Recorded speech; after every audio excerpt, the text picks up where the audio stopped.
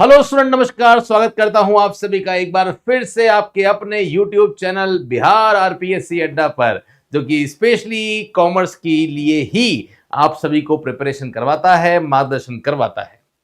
देखिए, आज का वीडियो विशेष रूप से उन सारे विद्यार्थियों के लिए है जो कि आए दिन लगातार मैसेज करते रहते हैं कि सर हम पढ़ रहे हैं, समझ में आ रहा है, पर एमसीक्यू नहीं कर पा रहे हैं, या फिर पढ़ाई छोड़े हुए समय हो गया है, वापस से ट्राई कर रहे हैं तो नहीं हो पा रहा है, या 11th-12th में थोड़ा सा बैकग्राउंड या टीचर ऐसे नहीं मिले जो बेसिक कॉन्सेप्ट नहीं क्लियर करवा पाए, जिसका खामियाजा आज भी भुगतना पड़ रहा है। ऐसी बहुत सारी चीजें हैं जिनकी वजह से स्टूडेंट को आज इस कॉम्पिटिटिव जगत में सामना करना पड़ रहा है बहुत सारे समस्याओं का। तो ये वीडियो उन्हीं के लिए है। डेफिनेटली बहुत सारी छोटी छोटी बातें हैं जो मैं आपको बताऊंगा। और जूनियर अकाउंटेंट क्लर्क के लिए देखिए, मैं लास्ट 13 ईयर से कॉमर्स के ही स्टूडेंट्स को पढ़ा रहा हूं। मैंने ऐसे भी स्टूडेंट देखे हैं जिनके 12th में परसेंटेज 50-55% है, लेकिन मैंने उन बच्चों को भी सीए बनते हुए देखा है। हमारे बहुत सारे स्टूडेंट हैं। मैंने ऐसे भी स्टूडेंट देखे हैं जो 12th में मेरिट में थे लेकिन वो सीए नहीं बन पाए। मैंने ऐसे भी स्टूडेंट देखे हैं जो सीए जो है वो नहीं बन पाए, लेकिन एक ही अटेम्प्ट में उन्होंने गवर्नमेंट एग्जाम दिया और वो क्रैक कर गए। तो ऐसे बहुत सारे एग्जाम्पल्स हैं। तो आपका पास्ट बैकग्राउंड क्या रहा फर्क नहीं पड़ता, प्रेजेंट में आप कितने एक्टिव हो, आपके अंदर कितना डेडिकेशन है, जुनून कितना है, आग कितनी है उस अपने लक्ष्य को प्राप्त करने के लिए जरूरी ये है। अगर ये आपने सेट कर लिया है, आपने टारगेट सेट कर दिया है, तो आपका वो टारगेट, वो लक्ष्य को प्राप्त करने से कोई नहीं जो है वो बचा सकता है। तो चलिए आइए गाइस, स्टार्ट करते हैं आज का सेशन। सबसे पहले तो मेरा आज का ये जो वीडियो है ये स्पेशली इसी वैकेंसी के लिए है। इस वैकेंसी के जो स्टूडेंट हैं, जो हमारे बीकॉम के स्टूडेंट हैं, मैं जानता हूं बीकॉम किस प्रकार से करी जाती है, कैसे स्टूडेंट करते हैं, क्योंकि वो एज ऐसी होती है जहां पे बहुत ज्यादा सीरियसनेस नहीं होती। बाकी ईमानदारी से मैं बताऊं, अगर आप 11th-12th बहुत अच्छे से कॉन्सेप्ट से पढ़ लो और ग्रेजुएशन बहुत अच्छे से कर लो, आपको किसी टीचर की, किसी मेंटोर की आवश्यकता नहीं है। क्योंकि आप चाहे सीए की बात करो, चाहे आप गवर्नमेंट एग्जाम की बात करो, आप यूजीसी नेट की बात करो, अरे सिलेबस टॉपिक वही तो है जो सब आप पढ़ के आए हो। बस बात केवल ये आती है कि जब हमने वो टॉपिक पढ़े तब हमने उतनी अच्छी तरीके से नहीं पढ़े, कॉन्सेप्ट क्लियर नहीं हो पाए, वो हमने केवल टाइम पास के लिए पढ़े या उस डिग्री के लिए ही पढ़े, तो इसलिए वहां पे कहीं ना कहीं कमी रह जाती है, जिसकी वजह से अब हमें बीकॉम के बाद या एमकॉम के बाद अब उन सब्जेक्ट को डेप्थनेस से पढ़ना पड़ता है। ये समस्या तो है, इसका तो कोई सॉल्यूशन हो नहीं सकता। हमारे कांटेक्ट में जितने स्टूडेंट आते हैं 11th-12th के, हम लोग कोशिश करते हैं उनको जगाने की, उनको बताने की कि यार बेसिक से ये जो तुम पढ़ रहे हो यही तुम्हारा सबसे मेन रोल है तुम्हारे भविष्य के लिए, जो आगे बहुत ज्यादा काम आने वाला है। तो पूरी शिद्दत के साथ में इन सब्जेक्ट को पढ़ना ताकि तुम्हारे कंसेप्ट क्लियर हो पाए। अब नहीं हो पाए तो सर अब क्या करें, आप तो ये बताओ। ज्ञान तो बहुत हो गया, आप तो ये बताओ इस एग्जाम को हम लोग कैसे क्रैक करेंगे, जिसके बारे में हम छोटी सी इंफॉर्मेशन यहां पे दे रहे हैं। देखिए, सबसे पहले किसी भी एग्जाम को अगर क्रैक करना होता है तो उस एग्जाम के लिए आवश्यकता होती है उस एग्जाम के सिलेबस को समझने की, है ना। बहुत ध्यान से देखिएगा, मैं कुछ बातें आप लोगों को जो है वो बता रहा हूं जो आपको पता होनी बहुत ज्यादा जरूरी हो जाती है ना।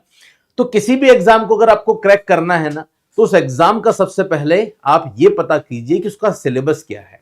उस सिलेबस की प्रिंट आउट हमेशा आपके पास होनी चाहिए। और मैं तो कहता हूं प्रिंट आउट नहीं, वो सिलेबस आपको कंठस्थ जो है ना वो याद होना चाहिए। जब तक सिलेबस याद नहीं होगा तब तक आप उस सिलेबस को जियोगे नहीं। जब तक सिलेबस याद नहीं होगा तब तक आपके माइंड में ये नहीं चलेगा कि यार ये मेरे काम का है या नहीं है। आपने बुक खोल रखी है, आप पढ़ रहे हो, लेकिन आपको यही नहीं पता कि ये टॉपिक मेरे काम का है या नहीं है। तो सबसे पहले अपने सिलेबस को साथ में रखो, हमेशा प्रिंट आउट रखो, और वो आपके माइंड में हमेशा याद होना चाहिए। जब इतना बड़ा सिलेबस आप याद कर रहे हो तो सिलेबस का जो कंटेंट है वो याद कर रहे हो, समझ रहे हो, तो सिलेबस का जो पोर्शन है, केवल सिलेबस की लाइन को याद करना मुझे नहीं लगता कि कोई बहुत बड़ा आपके लिए टास्क हो सकता है। दूसरा, जब सिलेबस आपने देख लिया है तो सेकंड ये देखो कि जिस एग्जाम की आप प्रिपरेशन कर रहे हो, है ना, वो जो बोर्ड है, जो डिपार्टमेंट है, जो आपका वो एग्जाम करवा रहा है, वो लास्ट प्रीवियस जो वैकेंसी है उसमें किस तरह के क्वेश्चन पुटअप कर रहा है, क्या उसका पैटर्न है। बहुत बार ऐसा होता है कि टॉपिक हमारे सिलेबस में नहीं होता, फिर भी उससे कनेक्टिंग टॉपिक भी पूछ लिए जाते हैं। बहुत बार ऐसा होता है कि जो जो टॉपिक लिखे हुए हैं वो ऊपर ऊपर से पूछे जा रहे हैं। बहुत बार ऐसा होता है कि बहुत ज्यादा डेप्थ में पूछे जा रहे हैं। बहुत बार ऐसा होता है कि कुछ टॉपिक से फ्रीक्वेंटली क्वेश्चंस आते हैं। बहुत बार ऐसा होता है कि कुछ टॉपिक ऐसे होते हैं जो काम के नहीं होते, जहां से कभी भी क्वेश्चन नहीं आता। ये देखना, ये समझना, इसका एनालिसिस करना बहुत ज्यादा जरूरी हो जाता है। तो गाइज, अगर आपने अपने सिलेबस को समझ लिया और सिलेबस के बाद में जो एग्जाम का आपका पैटर्न है उसको समझ लिया, तो आप समझ सकते हो कि आपने एक सही रोड पकड़ ली है। ये वो रोड है जो रोड आपको लक्ष्य तक लेकर जाने वाली है। अब इसके बाद में जो तीसरी स्टेप आती है, वो स्टेप आती है आपकी कि जो भी आप रोड पकड़ चुके हो और आपने ये तो समझ लिया है कि सिलेबस क्या है, ये समझ लिया है कि सिलेबस में हमें क्या क्या पढ़ना है, तीसरी बात आती है वेटेज की। मैंने अक्सर देखा है स्टूडेंट वेटेज के अकॉर्डिंग नहीं पढ़ते। सबसे पहले आपको देखना पड़ेगा, आप तीसरा जो पॉइंट आता है ना, वो आता है पेपर पैटर्न का। आपको आपका पेपर का पैटर्न पता होना चाहिए कि पेपर का पैटर्न क्या है ना। जनरल पेपर जो है वहां से कितने क्वेश्चंस आ रहे हैं, आपका जो सब्जेक्ट वाला पोर्शन है वहां से कितने पोर्शन आ रहे हैं, ये आपको देखने की बहुत ज्यादा जरूरत है। बहुत बार ऐसा होता है कि स्टूडेंट जो है वो अपने सब्जेक्ट पे तो बहुत अच्छी मेहनत करता है, जब वो पढ़ता है तो उसको अपने सब्जेक्ट को पढ़ने में तो इंटरेस्ट आता है ऑब्वियसली, क्योंकि वो सब्जेक्ट तो उसने जिया है। लेकिन जो सब्जेक्ट उसने पढ़ा ही नहीं है वहां पे उसको इंटरेस्ट भी नहीं आता, उस पर फोकस कम करता है। बहुत बार ऐसे एग्जाम्स भी होते हैं जहां पे जनरल पेपर में भी आपको मिनिमम मार्क्स लाने पड़ते हैं। तो होता क्या है, स्टूडेंट अपने सब्जेक्ट को तो अच्छे से पढ़ लेता है, लेकिन वो जो जनरल पेपर है उसने पढ़ा ही नहीं। जब जनरल पेपर उसने पढ़ा ही नहीं है तो वहां पे क्या होगा, वहां वो डिस्क्वालीफाई हो जाता है और जितनी मेहनत करी होती है वो सारी मेहनत जीरो हो जाती है गाइस। तो एग्जाम पैटर्न को समझना बहुत जरूरी होता है। आपको यह देखना पड़ेगा कि एग्जाम पैटर्न क्या है, किसका वेटेज ज्यादा है, किसका वेटेज कम है। जिसका वेटेज ज्यादा है उस पे पहले फोकस करना है। कोई सब्जेक्ट ऐसा है जो आपको बहुत टिपिकल लग रहा है, सपोज मैथमेटिक्स आपको बहुत टिपिकल लग रही है और आपने देखा उसका वेटेज 5 नंबर का ही है, तो उसको बहुत ज्यादा पढ़ने की आवश्यकता नहीं है। आप परेशान भी हो रहे हैं, उस सब्जेक्ट से कंफर्टेबल भी नहीं है और उसके बाद में उसका वेटेज भी कम है। इसके बजाय अगर आप उस पर फोकस करें जो जिसका वेटेज बहुत ज्यादा है, तो डेफिनेटली आपको सफलता हासिल हो जाएगी। तो क्या क्या बताया मैंने आपको, सबसे पहले सिलेबस को साथ में रखें, सिलेबस को याद करें अच्छी तरीके से। ओके, ये आपके लिए सबसे ज्यादा जरूरी हो जाता है। उसके बाद में अपनी एक रणनीति आप लोगों को बनानी है, आपको पेपर का पैटर्न समझना है, प्रीवियस ईयर पेपर आपको देखने हैं, वहां से आपको पता पड़ेगा। जो चौथी स्टेप होती है आपकी, वो होती है अपना वीक और अपना स्ट्रॉन्ग पॉइंट देखने की। मैंने देखा है बहुत बार, जैसे कॉमर्स के स्टूडेंट हैं, है ना, अगर आपका जो कंफर्टेबल जोन है वो कंफर्टेबल जोन सपोज आपका इकोनॉमिक्स में है, तो क्या होगा, जब भी आप पढ़ाई करने बैठेंगे तो सबसे पहले जो स्टार्टिंग करेंगे वो इकोनॉमिक्स से करेंगे, जबकि ऐसा नहीं करना है। इकोनॉमिक्स आपका बहुत स्ट्रांग पॉइंट है, तो अगर आप इकोनॉमिक्स नहीं भी पढ़ोगे ना तो भी क्वेश्चन सही कर आओगे, क्वेश्चन को सही अटेम्प्ट करके आओगे। लेकिन अगर आपको लग रहा है कि नहीं, थियोरेटिकल पोर्शन बहुत अच्छा है, मेरा प्रैक्टिकल पोर्शन अच्छा नहीं है, अकाउंटेंसी मेरी अच्छी नहीं है, तो सबसे पहले आपको अकाउंटेंसी पे वर्क करना पड़ेगा। वीक पॉइंट को जब तक नहीं करेंगे तब तक किसी भी एग्जाम में सिलेक्शन आपका नहीं होगा गाइस। तो वीक पॉइंट पे आपको वर्क करना पड़ेगा। आपके जो वीक पॉइंट है, जहां जहां आपको लगता है, अब सर वीक पॉइंट हमें कैसे पता पड़ते हैं, सर हमको तो पता ही नहीं हमारे वीक पॉइंट कौन से हैं। वीक पॉइंट पता पड़ेंगे जब आप खुद का सेल्फ एनालिसिस करोगे। जब खुद का सेल्फ एनालिसिस करोगे, जब आप कोई टेस्ट दोगे, कोई प्रैक्टिस करोगे, तो वहां से अपने आप ही सेल्फ एनालिसिस करके आपको पता चल जाएगा ये मेरा वीक पॉइंट है और ये मेरा स्ट्रॉन्ग पॉइंट है। जब ये पता चल जाता है तो पांचवी स्टेप आती है प्रैक्टिस की। मैंने देखा है स्टूडेंट ज्यादा से ज्यादा जो है वो क्या करते हैं, थियरीज ही पढ़ते रहते हैं। अगर आप अकाउंटेंसी पढ़ रहे हैं, अकाउंटेंसी में सपोज आप पार्टनरशिप पढ़ रहे हैं, तो स्टूडेंट बार बार पार्टनरशिप की थियरी पढ़ता रहता है, कॉन्सेप्ट पढ़ता रहता है, जबकि थियरी कॉन्सेप्ट आप एक बार पढ़ चुके हो, वो माइंड में सेट हो चुका है। अब जरूरत किसकी है, प्रैक्टिस की जरूरत है। इकोनॉमिक्स एक बार पढ़ ली है आपने, डिमांड सप्लाई का लॉ पढ़ लिया आपने, प्रोडक्शन में आपने जो लॉ है वो पढ़ लिए हैं, तो वो लॉ 5 बार पढ़ोगे तो भी सेम ही रहेंगे। तो अब करना क्या है, अब करना यह है कि उस लॉ के बेसिस पे जितने क्वेश्चंस बन सकते हैं उन सब की प्रैक्टिस करो, तो अपने आप आपका सिलेक्शन होगा। तो लास्ट जो स्टेज है वो है प्रैक्टिस की। जितनी ज्यादा प्रैक्टिस करेंगे, जितने ज्यादा एमसीक्यूज क्वेश्चंस को अटेम्प्ट करेंगे, उतनी ही आपके सिलेक्शन की जो संभावना है वो सबसे ज्यादा होने वाली है गाइस। ओके, तो अगर आप किसी भी एग्जाम में सेलेक्ट होना चाहते हैं तो ये मैंने आपको स्ट्रेटेजी बता दी है गाइज। इन सबको अगर आप फॉलो करेंगे तो डेफिनेटली आप इस एग्जाम में सेलेक्ट हो सकते हैं। डन है। चलिए जी, अब मैं आपको बताता हूं कि जो हमारे बिहार के विद्यार्थी हैं, बिहार के विद्यार्थी क्या करेंगे। जैसे मैं एग्जाम्पल आपको लाइव ही बता देता हूं यहां पे। जैसे जूनियर अकाउंटेंट क्लर्क है, तो सबसे पहले सर आपने कहा था कि सर सबसे पहले अपने सिलेबस को देखो, इस सिलेबस को प्रिंट करवा लो अपने पास में। आपके सामने हमेशा ये सिलेबस जो है वो होना चाहिए। अब जब ये सिलेबस आपके सामने हमेशा है तो आपके माइंड में ये चीज होनी चाहिए कि अच्छा ये सिलेबस है, हमें जीके देखना है 10th लेवल का। अब देखो होता क्या, मैं क्यों बोल रहा था कि सिलेबस को याद होना चाहिए, इसलिए होना चाहिए कि आपके माइंड में होना चाहिए कि मुझे क्या पढ़ना है। मुझे करंट अफेयर्स नेशनल इंटरनेशनल पढ़नी है, मुझे इंडियन हिस्ट्री पढ़नी है, इंडियन ज्योग्राफी पढ़नी है, इंडियन कॉन्स्टिट्यूशन पढ़ना है, कल्चर पढ़ना है, पॉलिटी पढ़नी है, साइंस टेक्नोलॉजी पढ़नी है। तो मुझे एक बात बताओ, जब भी मुझे लगता है आप सभी की कॉम्पिटिटिव एग्जाम की प्रिपरेशन कर रहे हो तो न्यूज़पेपर तो आप पढ़ते ही होंगे। तो जब न्यूज़पेपर पढ़ रहे हो तो आपके माइंड में चलना चाहिए कि यार ये जो न्यूज में पढ़ रहा हूं मेरे काम की कौन सी इंफॉर्मेशन है। लिखा हुआ है करंट अफेयर्स नेशनल, तो जो नेशनल इवेंट हो रहे हैं वो आपके काम के हैं, वहां से क्वेश्चन आएंगे एग्जाम में। ज्योग्राफी में कोई चेंज हो रहा है, पॉलिटिक्स में कोई नया अमेंडमेंट हो गया है, कोई इंटरनेशनल करंट अफेयर्स है, वो काम की है आपके। नया जो इकोनॉमी में अभी चल रहा है वो काम का है आपकी। तो ये सब चीजें पढ़नी पड़ेगी। नए साइंस में क्या क्या नई टेक्नोलॉजी कौन कौन सी आ रही है ये पढ़नी पड़ेगी। इसी के साथ में आपके सिलेबस में रीजनिंग आ जाती है, आपके सिलेबस में इंग्लिश आ जाती है, आपके सिलेबस में हिंदी आ जाती है। सब आपकी 10th लेवल पे ही चल रहा है। उसके बाद में आपका बेसिक नॉलेज ऑफ कंप्यूटर है और ये कंप्यूटर खत्म है, और उसके बाद में आपका कॉमर्स वाला जो पोर्शन है वो आ जाता है।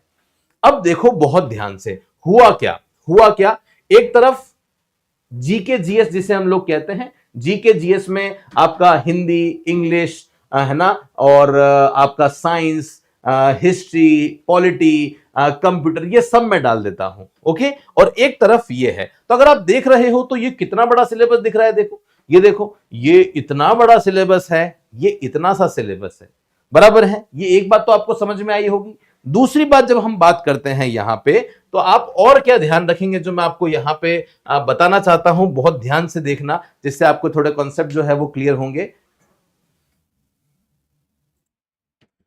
अब आप बहुत ध्यान से देखिए, ये आपका पेपर पैटर्न है, ठीक है। फर्स्ट पेपर सिलेबस हम लोगों ने देख लिया, उसको प्रिंट करवा दिया, ये हमने देख लिया। फिर हम देख रहे हैं हमारा पेपर पैटर्न क्या है। पेपर पैटर्न में हमने ये देख लिया कि भैया 100 नंबर का हमारा पेपर आएगा। 100 नंबर के पेपर में से हमने ये देखा कि जो जनरल नॉलेज है, जो फर्स्ट वाला पार्ट था आपका current affairs, polity, history, geography, है ना, ये सब मिला के आपके 10 मार्क्स का क्वेश्चन है। 10 क्वेश्चन आएंगे 10 नंबर के। English 10 question. अब आप देखोगे ना तो ये जनरल नॉलेज वाला पार्ट एक अथाह महासागर है। अब इस अथाह महासागर में इसको कंप्लीट करना बहुत मुश्किल है। Indian history, Indian geography, Indian polity और करंट अफेयर्स अपने आप में ही बहुत बड़े बड़े पार्ट है, समझ रहे हो। तो यहां आप 5 सब्जेक्ट पढ़ोगे, 5 सब्जेक्ट पढ़ के आपके 10 नंबर आएंगे। यहां एक सब्जेक्ट पढ़ोगे, यहां एक सब्जेक्ट पढ़ोगे, यहां एक सब्जेक्ट पढ़ोगे, यहां एक सब्जेक्ट पढ़ोगे, तो 10 नंबर आएंगे। यहां से यह समझ में आया कि इस पे वेटेज कम देना है अपने को। नहीं दोगे तो भी चल जाएगा, करंट अफेयर्स अच्छी तरीके से करके चले जाना, नहीं तो इंडियन हिस्ट्री पढ़ने जाओगे तो पता नहीं कितना समय लग जाएगा। तो मैं ये नहीं बोल रहा हूं छोड़ के जाओ, मैं ये कह रहा हूं फोकस सबसे लास्ट में करना है। प्रायोरिटी किसको रखनी है, इंडिविजुअल सब्जेक्ट को। English 10 marks, reasoning 10 marks, Hindi 10 marks, computer knowledge 10 marks. ये आपके लिए बहुत इंपॉर्टेंट है। सिलेक्शन आपका यही आपके जो सब्जेक्ट है वो करवाएंगे। अब देखिएगा ध्यान से, अगर आप देखते हैं इसको छोड़ दिया, 1 2 3 4 और 5 भी ले लिया, ये पांचों को लेते हैं तो 50 नंबर का है। कॉमर्स वाला पार्ट हमारा अकेला 50 नंबर का है। मतलब अगर आपकी कॉमर्स में अच्छी खासी पकड़ है, होगी भी मेरे हिसाब से, 11 12 पढ़ा है, ग्रेजुएशन भी पढ़ा है, तो 5 साल तो इस सब्जेक्ट को जिया है ना, बाकी सब्जेक्ट तो आपके लिए नए हैं, तो 5 साल अगर आपने अच्छे से पढ़ा होगा तो मुझे लगता है इंटरेस्ट होगा, कंसेप्ट क्लियर होंगे, थोड़ा सा बस एक पुश करने की जरूरत है, थोड़ी सी प्रैक्टिस करने की जरूरत है, जो अगर आप करेंगे तो मुझे लगता है आराम से आपका सिलेक्शन जो है वो हो जाएगा। ओके गाइस, तो मुझे लगता है एक आइडिया आप लोगों को हो गया होगा। बिल्कुल भी डरने की, घबराने की आवश्यकता नहीं है। और वैसे भी मैं आपको बताऊं, अकाउंटेंसी एक ऐसा पार्ट है जिसमें बेसिक कंसेप्ट में स्टूडेंट को दिक्कत आ सकती है। इसलिए जब आप हमारे कोर्स पे भी जाएंगे, जो हमने जूनियर अकाउंटेंट का कोर्स बना रखा है, स्टार्टिंग के 10 वीडियोज में केवल हम बेसिक अकाउंटेंसी सिखा रहे हैं। वो वीडियो सबके लिए नहीं है, उनके लिए है जो कहीं ना कहीं जिनके बेसिक कंसेप्ट ही क्लियर नहीं है। तो वो वीडियो हमने डाल रखे हैं जानबूझ के, ताकि बेसिक लेवल से स्टूडेंट जो है वो तैयारी कर सके। पढ़ाई छोड़े हुए 10 साल भी हो गए होंगे ना, तो भी उन वीडियो को देख के आपके अंदर फिर से एक एनर्जी आ जाएगी और एक कंसेप्ट आप लोगों के क्लियर हो जाएंगे। तो आशा करता हूं गाइस ये सारी बातें क्लियर हो चुकी होगी। बाकी आप जानते ही हैं, आरपीएससी अड्डा एकमात्र पूरे भारत में ऐसी टीम है जो कॉमर्स के लिए ही डेडिकेटेडली तैयारी करवाती है, और 20 से भी ज्यादा assistant professor, UGC net qualified faculties, PhD holder faculty आपको यहां पे पढ़ा रही है। और यही फैकल्टी आज तक कई सिलेक्शन दे चुकी है, कई बार हमने इन सिलेक्शन के बारे में बात करी है। तो कॉमर्स में 300 से भी ज्यादा सिलेक्शन देने वाली एकमात्र फैकल्टी टीम है। जब सिलेक्शन ये है तो डेफिनेटली कंटेंट भी बहुत अच्छा होगा। बाइलिंगुअल कोर्स आपको मिलता है, एमसीक्यूज आपको मिल जाते हैं बहुत कम। बिहार एक ऐसा स्टेट है जो थोड़ा सा मेरे दिल से जुड़ा हुआ है। आप देखिए हमारे कोई भी कोर्स जो है ना, अभी 2000 से कम नहीं है। कुछ कोर्स तो 4000 5000 के भी हैं, लेकिन बिहार का कोर्स की प्राइस मैंने नहीं बढ़ाई है इससे ज्यादा। तो जो भी स्टूडेंट लेना चाहते हैं 999 में कोर्स ले सकते हैं। कॉमर्स वाला भी पार्ट आपको मिलेगा, बाकी जो पार्ट है आपका 50 नंबर का वो पूरा कॉम्प्लीमेंट्री दिया हुआ है मैंने। आपको कोई पैसे नहीं देने हैं, लेकिन उसका फिर भी 80-90% मैंने आपको ऐसे ही कॉम्प्लीमेंट्री दे दिया है, क्योंकि वो हमारा मैटर नहीं है। ना हम उसको सेल करना चाहते हैं, ना उससे पैसा कमाना चाहते हैं। हमारा जो मेन फील्ड है वो कॉमर्स है, तो कॉमर्स के लिए ही हम लोग डेडिकेटेडली तैयारी करवाते हैं। अगर आपको लगता है कि सर जूनियर अकाउंटेंट क्लर्क की हमारे तैयारी तो हो चुकी है, हम तो अब प्रैक्टिस ही करना चाहते हैं, तो 1000 एमसीक्यूज हमने पीडीएफ में अवेलेबल करवा दिए हैं। आप प्रिंट भी करवा सकते हो मात्र 199 में। ये भी अगर आप लेना चाहें तो ले सकते हैं गाइस। बाकी आपके लिए अलग से टेलीग्राम चैनल भी बनाया है, आपके लिए अलग से यूट्यूब चैनल भी बनाया है। तो टेलीग्राम को ज्वाइन कर लो, ताकि रोज के 10 15 20 क्वेश्चन मिलते रहें प्रैक्टिस करने के लिए, एक्यूरेसी के लिए। आपको भी पता पड़े कि दूसरे बच्चों की तुलना में आप कहां पे हो। तो नीचे डिस्क्रिप्शन में लिंक उसका भी है, वो ज्वाइन कर लो। और कॉमर्स के स्टूडेंट हैं तो इस यूट्यूब चैनल को जरूर सब्सक्राइब कर लेना, ताकि कॉमर्स का पूरे इंडिया में जितनी वैकेंसी आती है उसका एक भी इंपॉर्टेंट वीडियो आपसे मिस नहीं हो। क्योंकि चीजें पता होनी बहुत जरूरी है। हमारे अंदर एलिजिबिलिटी तो है, लेकिन फिर भी हमको पता ही नहीं होगा एग्जाम आ गया है तो कैसे काम चलेगा। कोई डाउट है, समस्या है, तो इस नंबर पे आप हमें कॉल या मैसेज करके अपनी इंक्वायरी को जनरेट कर सकते हैं। मेरे हिसाब से ये सेशन आप सभी के लिए अच्छा, यूजफुल, इफेक्टिव रहा होगा। नीचे कमेंट करके जरूर बताना ये सेशन आप सभी को कैसा लगा। पसंद आता है तो अपने दोस्तों के साथ जरूर शेयर कर देना। फिलहाल के लिए ले रहा हूं आप सभी से विदा। थैंक यू सो मच आप सभी का मेरे साथ में इस सेशन में बने रहने के लिए। मिलता रहूंगा मैं आप लोगों के साथ में। धन्यवाद। जय हिंद, वंदे मातरम, बाय बाय।